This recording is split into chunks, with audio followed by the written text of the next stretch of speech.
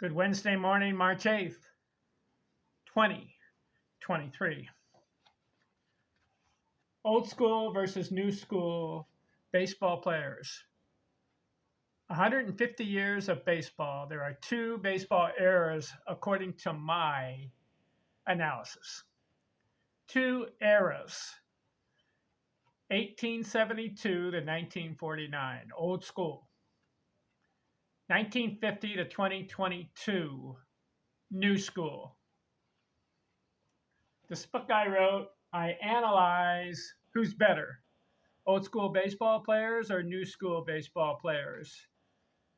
I wrote 33 chapters and compared the stats, accomplishments, and achievements of Hall of Fame baseball players.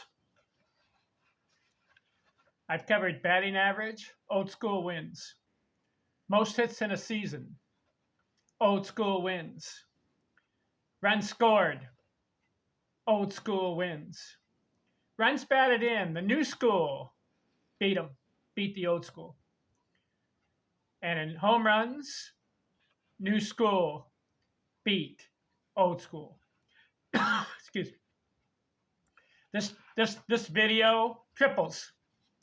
What did I do? I took a decade. I found out who led the league in a certain category, what the number was, and then averaged it out for the decade. 1870s, triples. Here we go. This one's on triples. The average for the 1870s, 8 triples. Who had the high? King Kelly had 12. 1880s, you take 10 years, 1880 to 1889, find out who led the league in triples for the year and average it out for the decade. 1880s, 17.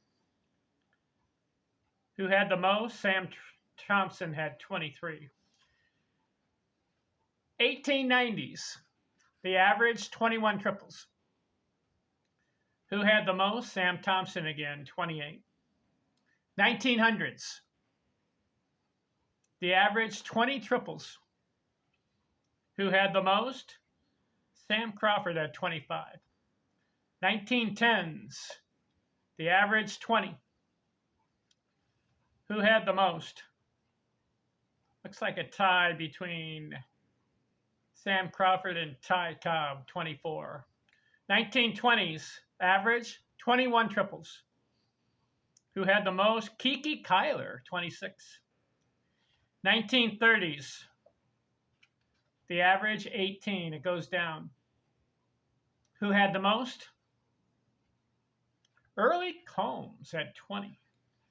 And in 1940s, the average is 15 because of the war years, 42 through 45. So the average goes down. Who had the most? Stan Musial had 20 triples. So between 1872 and 1949, the aggregate triples total for that 75-year period is 17 triples. Let's look at the new school. 1950s.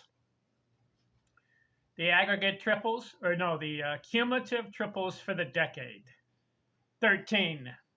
Who had the most? Willie Mays had 20. 1960s. The average, 12 triples. Who had the most? Roberto Clemente and Lou Brock had 14. 1970s.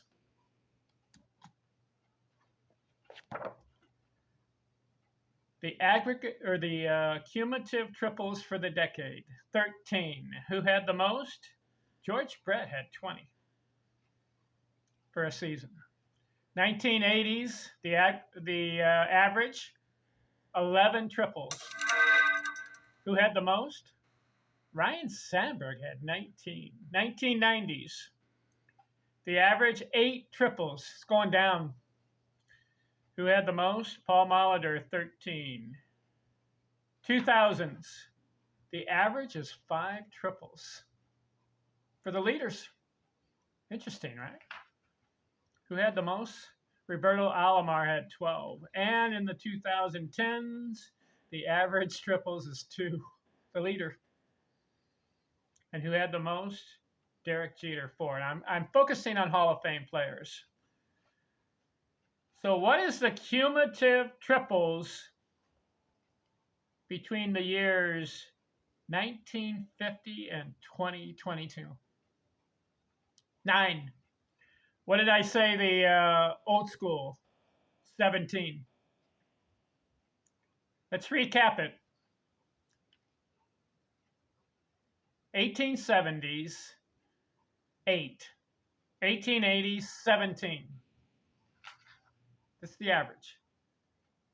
1890s, 21. 1900s, 20. 1910s, 20. 1920s, 21. 1930s, 18. And the 1940s, 15. So the aggregate triples for that 75-year period is 17. Old school, 17 triples. New school, 1950s, 13. 1960s, 12. 1970s, 13. 1980s, 11. 1990s, 8. 2000s, 5. And 2010s, 2. So between 1950 and 2022, the aggregate triples, 9. So who wins in triples? Old school. Baseball players were better at producing triples in their time era. In the old school era, they average 17 triples for their decades. And in the new school era, the baseball players average just 9 for their decades. Old school wins. That means the score right now is old school 4, new school 2 in 6 categories I've covered. Batting, hits, runs scored, runs batted in, home runs, and triples. 6 categories. The score, old school 4, new school 2. Let's continue going on and see how both eras match up. Next video, doubles. Thanks for watching. I'm out.